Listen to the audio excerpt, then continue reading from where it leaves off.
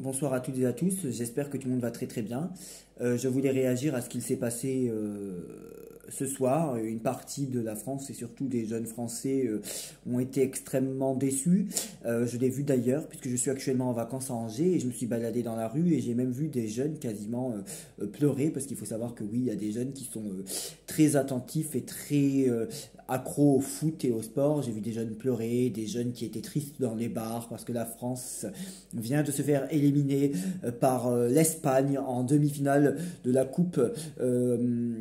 Oui, je vous expliquerai après pourquoi j'ai un verre dans la main.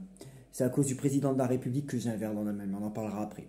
La France, pardon, vient de se faire éliminer par l'Espagne à la demi-finale de la Coupe de l'Euro, qui est une coupe de football assez prestigieuse, bien qu'elle ne soit pas aussi prestigieuse que la Coupe du Monde de football. Me demandez pas plus parce que j'y connais rien, hein, donc ça sera moins que plus. C'est juste que je sais que c'est assez prestigieux. Et donc, beaucoup de gens m'avaient demandé, Jordan, tu fais pas des prédictions sur la Coupe de l'Euro? Parce qu'il y en a qui aiment bien mes prédictions sur le foot. Parce que justement, il y a 2 ans, j'avais réussi à deviner un mois à l'avance qui allait gagner la Coupe du Monde de football. J'avais dit l'Argentine et en effet, c'est l'Argentine qui avait gagné. Et j'avais donné l'Argentine quand il restait 32 équipes un mois avant, quand c'était encore les phases de poule ou les phases de poulet, je sais plus. C'est de l'eau, hein, c'est pas de la vodka. Moi, je carbure à l'eau, quoique j'ai pas besoin de l'eau pour carburer, contrairement à certains dont on se demande à quoi ils carburent. Bon. Donc, je voulais réagir quand même à l'élimination de la France par l'Espagne. Je suis absolument pas, mais absolument pas étonné. Moi, déjà, je pensais que la France ne gagnerait pas la Coupe de l'Euro. En fait, je me doutais que ce ne serait pas la France qui gagnerait la Coupe de l'Euro, donc qu'elle allait forcément perdre en huitième, en quart, en demi ou en finale. J'en ai une preuve. Oui, j'ai fait une vidéo sur la coupe de football de l'Euro qui est toujours disponible et qui est une vidéo payante. Parce que oui, j'ai des gens qui ont payé des options payantes sur ma chaîne et je vois pas pourquoi ils auraient moins de choses ou autant de choses que ceux qui n'ont pas payé les options payantes. Donc en réponse à toutes les personnes, notamment Joe Mange, qui m'ont demandé quelles sont mes prédictions pour la coupe de l'Euro de football, déjà je suis pas tenu de les faire et c'est pas obligé. Voilà, déjà. J'ai été bien sympa de le faire pour la Coupe du Monde de l'Argentine.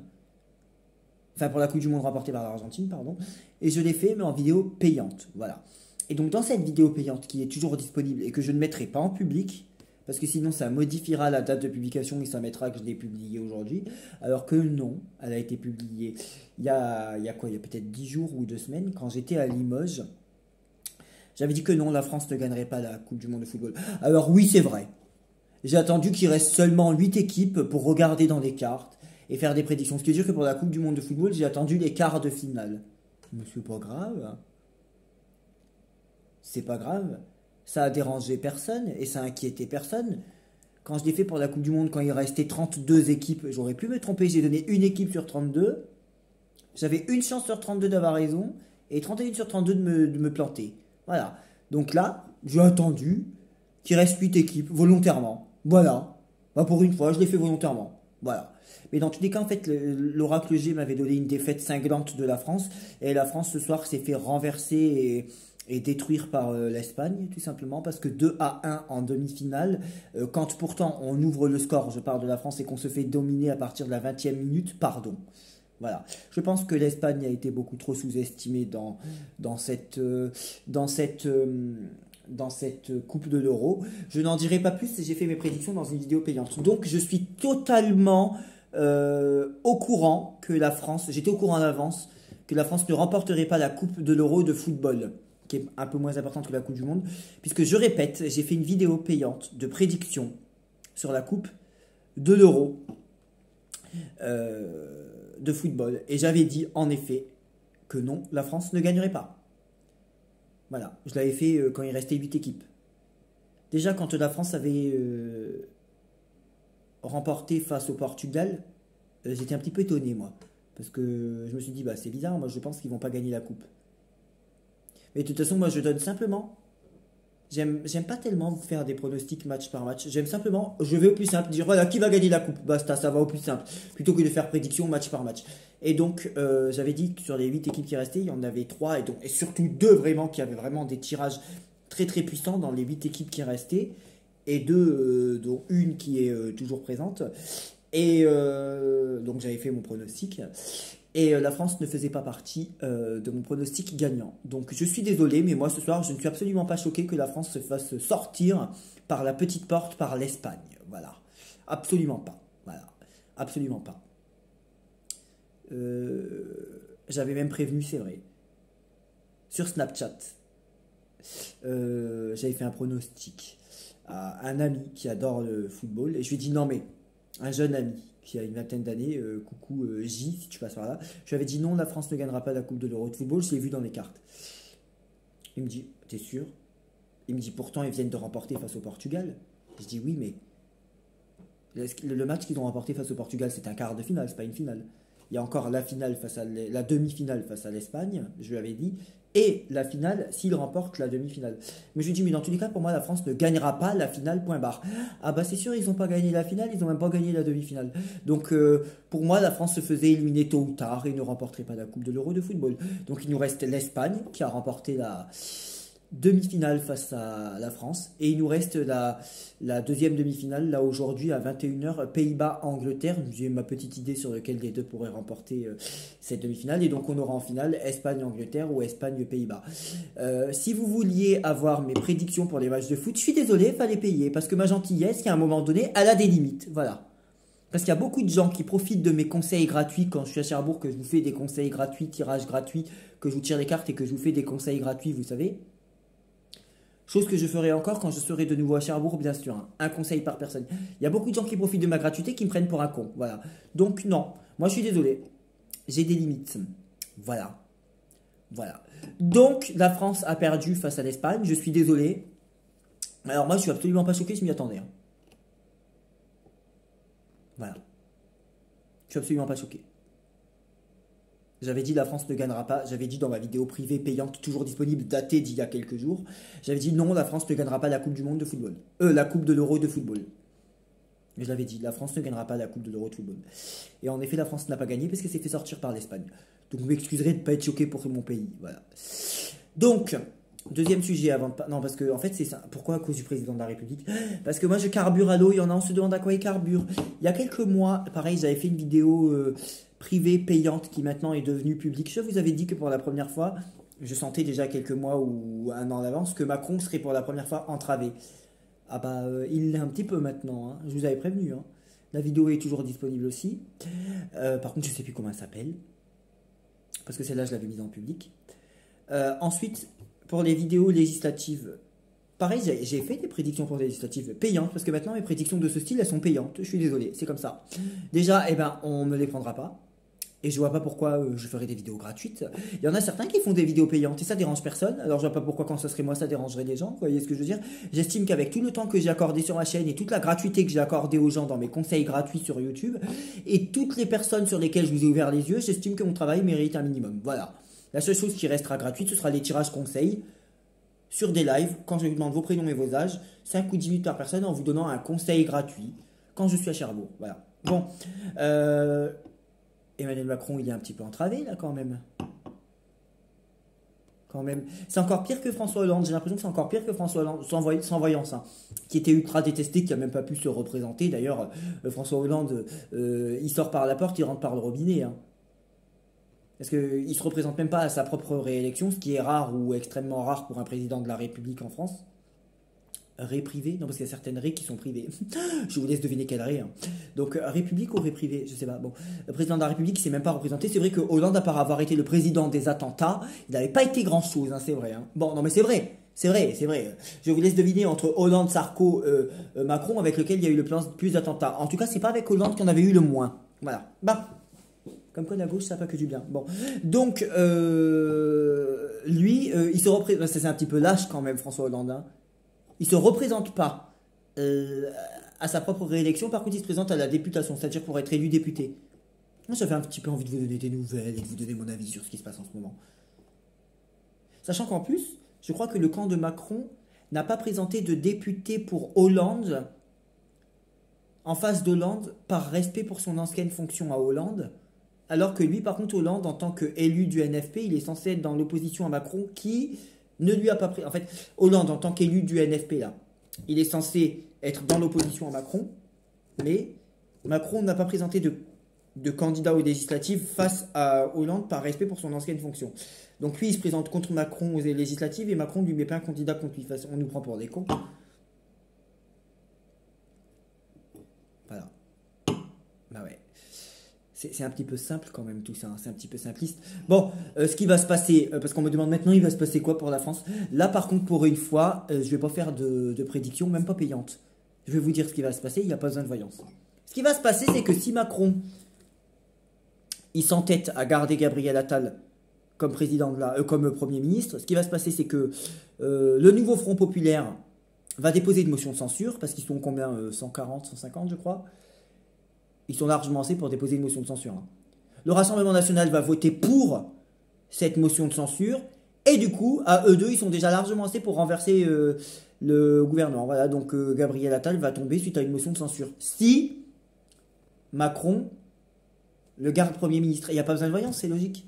Parce que déjà, dans l'ancienne législature, le Rassemblement National votait oui à toutes les motions de censure de la NUPES. Par contre, elle passait pas parce que le Rassemblement National n'avait pas encore, il n'y avait pas 145, mais avait je crois 88 ou 89 députés. Donc, dans l'ancienne législature, avant les élections législatives anticipées, le Rassemblement National votait déjà oui à toutes les motions de censure de la France, enfin de la NUPES. Donc, je vois pas pourquoi maintenant il voterait non à ça. Par contre, si Macron garde Attal, mais quelques ministres de gauche, peut-être que le Front Populaire va se mettre d'accord. Et on ne nous fera pas croire qu'à gauche, on s'est tous mis d'accord aux législatives parce qu'on est tous copains. Parce que au sein même du nouveau Front Populaire, c'est vrai qu'il y a des avantages quand même, hein. Mais au sein même du Front Populaire, je rappelle quand même que le nouveau Front Populaire, qui fait quasiment autant de députés que Le Pen, a certainement 10 ou 30 députés près, c'est quand même l'ensemble de plusieurs partis. Ce qui veut dire que pour que le nouveau Front Populaire fasse autant ou plus que le Rassemblement National comme député, il faut que le Parti communiste s'allie avec la France Insoumise, avec les écologistes, avec les socialistes qui sont d'accord sur tout sauf sur rien. Voilà. Qui sont d'accord, déjà qui ne sont pas d'accord sur le départ de l'âge de la retraite. Par contre, si on avait eu des candidats séparés, parce que le RN, même si on retire les 10 ou 15 députés qu'il a gagnés grâce à son alliance avec Ciotti, parce que oui, il y a les députés LR Ciotti qui sont sous l'étiquette LR-RN, mais les 50 ou 60 députés là, LR qui ont été élus, attention, hein, sur les 50 ou 60, il ne faut pas compter les 60 pour le RN, il n'y en a que 10 ou 15 qui sont l'alliance LR-RN. Il y a des candidats LR qui ne sont pas alliés avec le RN, et il y a des candidats LR qui étaient sous l'étiquette LR et RN. Bon, donc même sans les candidats LR-RN, Marine Le Pen, elle doit être à 120-130 députés. Ce que fait la gauche avec 20 ou 30 de plus, mais en étant 4 partis alliés.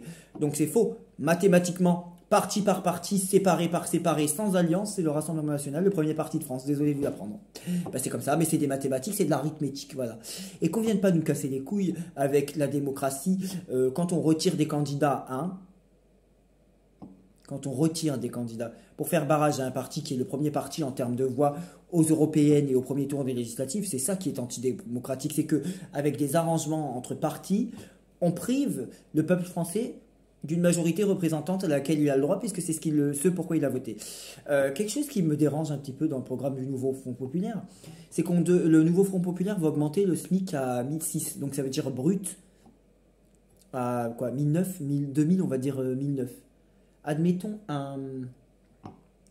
un patron qui a 10 employés.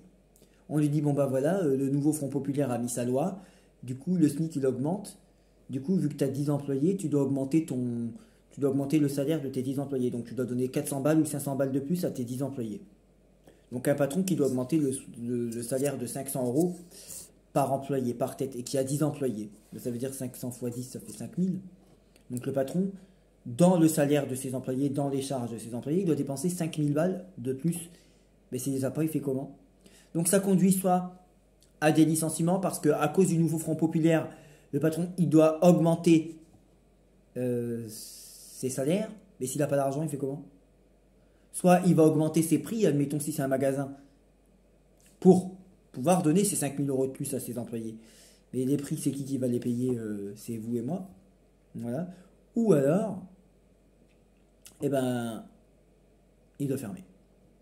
Donc il y a certaines choses qui sont pas très applicables et qui sont pas très raisonnables dans leur programme. Quand même. On est bien d'accord. Sinon, donc voilà, j'avais diminué mes vidéos parce que j'étais en vacances 2 semaines à Limoges. J'avais peur de me faire chier 2 semaines à Limoges. Bon, je me suis un petit peu fait chier, mais c'est passé plus vite que prévu. Je voulais vous montrer quelque chose. Je garde le meilleur pour la fin. Pour la faim et pour la soif, c'est le cas de le dire. Une semaine à Angers. Et après, ben, je rentre à Cherbourg et je reprendrai petit à petit la chaîne jusqu'à ce que je me casse le mois prochain en vacances. Ou alors une semaine à Paris avant de retourner à Cherbourg. Donc vous me retrouvez en pleine présence sur la chaîne entre une semaine et 2 semaines, on va dire. Voilà. Vous connaissez ma passion pour les rapaces. Difficile. Difficile. À Angers, non pardon, à Limoges, il y avait une famille de faucons pèlerins. À la cathédrale Saint-Étienne de Limoges. À croire que c'est un signe d'ailleurs. Parce que comme par hasard, j'hésite à aller à Saint-Étienne. Et la cathédrale où il y a un de mes animaux préférés s'appelle la cathédrale Saint-Étienne. Bref, peu importe. Et au bas de la cathédrale Saint-Étienne, je trouve cette plume. Bon, non, c'est pas une plume de pigeon, pas du tout. Hein, pas du tout. Bon, j'ai beau m'y connaître beaucoup en rapace, là vous avouerez que il y a un moment donné. Donc je poste la plume en photo dans plusieurs groupes Facebook de gens qui sont censés s'y connaître, groupe ornithologie, blablabla.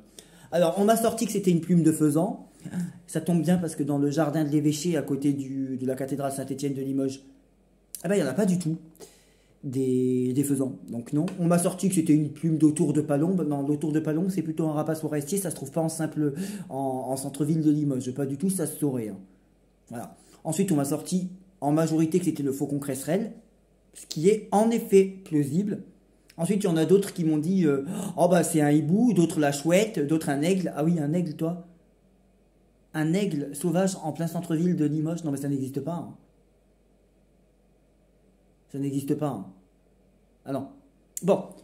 Du coup, ça peut être un faucon cresserelle, c'est vrai. C'est vrai que ça fait. C'est vrai, non, j'avoue que ça peut ressembler à certaines plumes de faisan. Sauf qu'il n'y a pas de faisan dans ce jardin de l'évêché. Déjà, ça s'entendrait et ça se saurait. Voilà. Et je l'ai retrouvé, donc, justement, je cherchais une plume de faucon pèlerin. Pendant des heures, j'avais que ça à foutre, je marchais dans le jardin public et je cherchais des plumes. Oh, pendant ce temps-là, je fais de mal à personne, il y a des gens qui font des attentats, il y a des gens qui violent des gens. Moi, pendant ce temps-là, qu'est-ce que je fais? Je cherche des plumes d'oiseaux. Bon, j'ai ma musique dans mes oreilles, je cherche des plumes par terre. Bon, je fais quoi de mal? Je fais rien de mal. Je suis tout seul dans mon coin. Les gens me regardent, bah, s'ils veulent, et encore... Et encore, c'est vrai qu'à Limoges, les gens sont pas trop comme ça. Bon, je fais rien de mal, moi je cherche des plumes. Et puis, je m'énerve un peu après la vie, le ciel, Dieu, si vous voulez. Je dis, bon, ça va, après tout le bien que je fais dans ma vie, je fais des conseils gratuits aux gens, je fais de la voyance gratuite en conseil aux gens, j'écoute beaucoup les gens. Tu pourrais quand même me donner une plume d'un rapace. Et je dis, sinon c'est que tu désapprouves, je te dis pour une fois, je dis pour une fois que je demande quelque chose. Et 2 minutes après que je m'énerve, je trouve ça. Bon. Ouais. Ce qui m'énerve maintenant, c'est que c'est difficile de savoir à quel rapace ça appartient.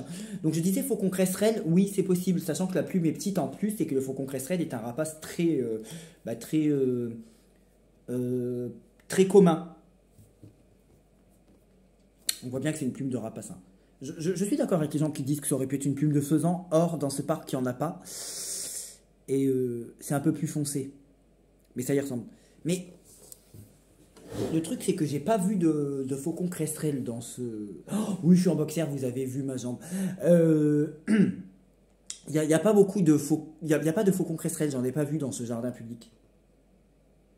Et par contre, je l'ai donc retrouvé entre plusieurs arbres dans de la pelouse, au pied de la cathédrale, là où niche une famille de faucons pèlerins. Ils sont au moins 5, donc à mon avis c'est les 2 parents et les 3 adultes. Donc je me dis que peut-être c'est une plume de faucon pèlerin. J'en ai pas la preuve. C'est vrai que ça ressemble plus à du faucon cresserelle, mais dans les faucons pèlerins il y avait des juvéniles, donc des bébés, des adolescents quoi. Et donc forcément plus petits, donc les plumes sont peut-être plus petites. Et quand j'ai dit aux gens sur des groupes, oui vous me dites tous en grande partie faucon cresserelle, mais il n'y en a pas de faucon cresserelle dans ce parc-là. Par contre, dans ce parc-là, il y a des faucons pèlerins. Et les gens me disent, ah, c'est peut-être la plume d'un faucon pèlerin juvénile. Donc en gros, je l'ai retrouvé à 50 mètres d'un nid de faucon pèlerin. Donc potentiellement, ça peut être une plume de faucon pèlerin. Peut-être le ventre. Ça ne me fait pas penser à une rémige en tout cas. Je vais la garder, c'est sûr. Bon, ça se voit que c'est du rapace. Et honnêtement, si c'est une plume de faucon pèlerin, j'en ai pas la preuve pour le moment. Non, je vous avouerai que franchement, même les gens qui s'y connaissent autant que moi, même encore plus en rapace, personne n'est d'accord avec personne. C'est passé du faisan à la poule, à l'aigle, à l'ouette, à la chouette, pardon, au hibou. En gros, il y a des gens qui m'ont dit que c'était une plume d'hibou, d'autres de chouette, d'autres d'aigle, d'autres de poule, d'autres de faisan. Donc tout ce qu'on sait, c'est que c'est une plume. Mais c'est vrai qu'il y a eu une majorité faucon cresserelle quand même. Mais dans ce jardin-là, il n'y avait pas de faucon cresserelle. Et j'ai l'espoir que ce soit une plume de faucon pèlerin. J'ai l'espoir. Parce qu'encore une fois, c'est à 50 mètres d'un nid de faucon pèlerin. Et elle est à peu près en bon état, à part là. Pourtant, pour vous dire, ça fait plusieurs temps que je la trimballe dans mon sac. Hein. Je vais la ramener jusqu'à chez moi à Cherbourg. Et j'aimerais bien que ce soit une plume de faucon pèlerin parce qu'il est l'animal le plus rapide de la planète.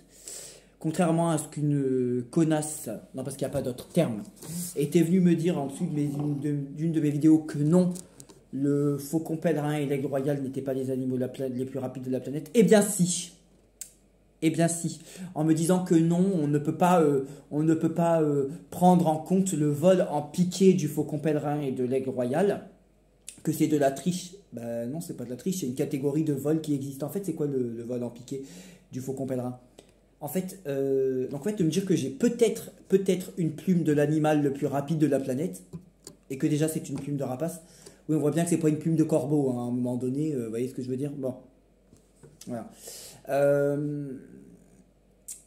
En fait, le faucon pèlerin quand il va chasser en piqué, il va descendre, comme ça, souvent en pointe tout droit, mais à une vitesse très rapide. Et en piqué, j'ai bien dit en piqué, il atteint, je crois, il a été enregistré jusqu'à 390 km/h, ce qui est largement supérieur au martinet noir qui peut aller jusqu'à 150 ou 200 dans certaines catégories de son propre vol. Et l'aigle royal, en piqué aussi, fait du 320, 350, je crois, 320. Donc les trois animaux les plus rapides de la planète sont des oiseaux. Le martinet noir, troisième, oui, pour ceux qui ne savaient pas, le martinet noir peut aller jusqu'à 150 ou 200. Comme c'est pas trop un rapace, je sais pas, comme c'est pas un rapace, pardon, je sais pas quelle catégorie de vol. Ensuite, le deuxième, l'aigle royal, bien sûr, c'est pas une plume d'aigle royal, bien sûr. Et le premier, le faucon pèlerin. Voilà, donc oui, les animaux les plus rapides de la planète sont des oiseaux. Ah, c'est très loin du guépard qui est à 89. Bah oui, mais c'est la vérité. Voilà. Donc les gens qui disent non, on peut pas prendre en compte le vol. Bah si, bien sûr que si. Bah c'est un vol qui ne l'effectue pas tout le temps, mais c'est un vol qui existe, donc on le prend en compte. Tout ça pour dire que je pense qu'on peut trinquer, nous on carbure à l'eau, eux on ne sait pas à quoi, à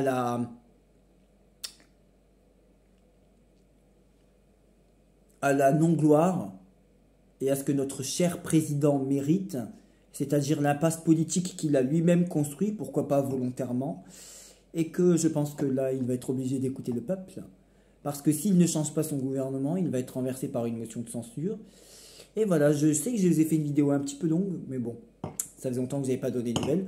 Je reviendrai sur ma chaîne dès que je serai à Cherbourg. Bisous. D'un côté,